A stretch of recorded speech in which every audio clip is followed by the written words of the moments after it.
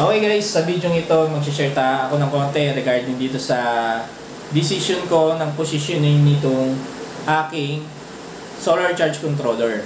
So concentrate lang muna tayo dito. So dahil yung space ko, kita nyo naman guys, so lahat pinagkasya natin sa isang ano ba to? 1/4 plywood, no? So ano siya eh, 24 by 48 na plywood guys. 24 by 48 inches na plywood yung ating ginamit. So lahat ng aparato natin pinagkasya natin dito. So wag muna natin disregard natin itong as na idea kasi ano lang yan eh, baka power lang siya. So I'm discussing lang do sa ating main circuit. Ayun nga guys, ang main circuit natin is itong, or ang ating genesis is itong nakikita nyo nasa plywood, no?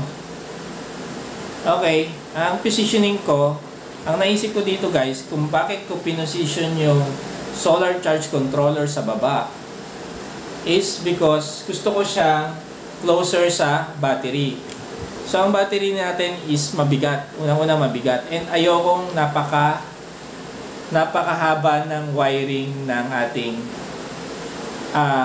pagcha-charge sa battery. So as close as possible yung ginawa ko, di ba? Ito siya, then sa baba niya lang yung battery. Pero hindi ko siya dinirect nga, dumaan tayo ng circuit breaker. And pagka guys, ganito kasi, pagka bumili kayo ng solar charge controller, kung ano man yan, pero normally sa mga MPPT, meron siyang heatsink kasi sa likod. So, meron siyang certain distance na requirement yung mga solar charge controller. So, iba-iba yan kada brand. So, yung nauna kong solar charge controller, yung POMR, ang requirement niya is up and down clearance is 10 centimeter. So 10 centimeter yon.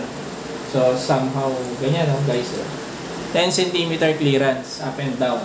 Para dun sa POMR 60 ampere solar charge controller. Ito SRNE 40 ampere MPPT charge controller. So ang requirement nito is 15 mm top and bottom clearance.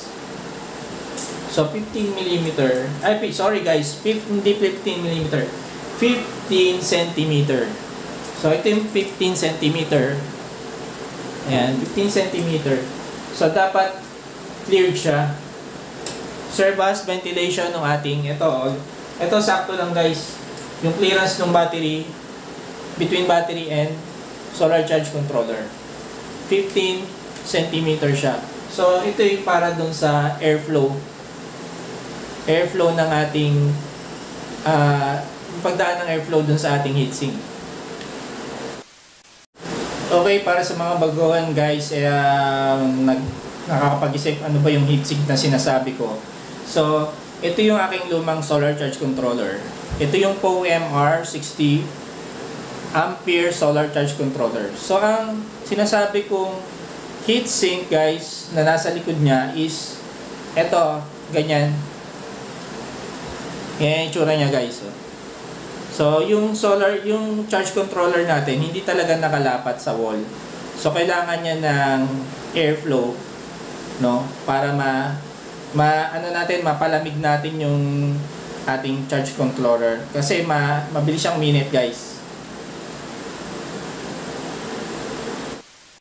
Okay, guys, basta ang payo ko lang sa inyo, sundin nyo kung ano yung nasa manual ng inyong solar charge controller, no? Para sa kanyang ventilation, airflow, yung clearance niya, no? Up and down. Karaniwan up and down lang ang requirement niya guys.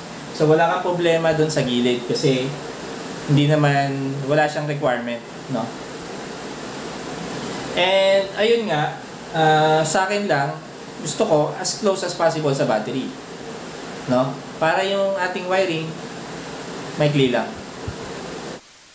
Ang iniiwasan din natin kasi pag mahaba yung ating wiring is yung ating voltage drop. So as much as possible, keep within 1 to 2 meters. Okay na yun, guys. Between, I'm not, ano lang hindi lang dito yun, guys, yung sinasabi ko. Sa buong setup, no? Yung pagtawid niya ng linya, guys, as much as possible, ang advice ko lang is keep it within 1 to 2 meters yung pagtawid niya ng mga aparato. Guys, sana may natutunan kayo dito sa ating short video about dito sa positioning ng ating solar charge controller. Maraming salamat.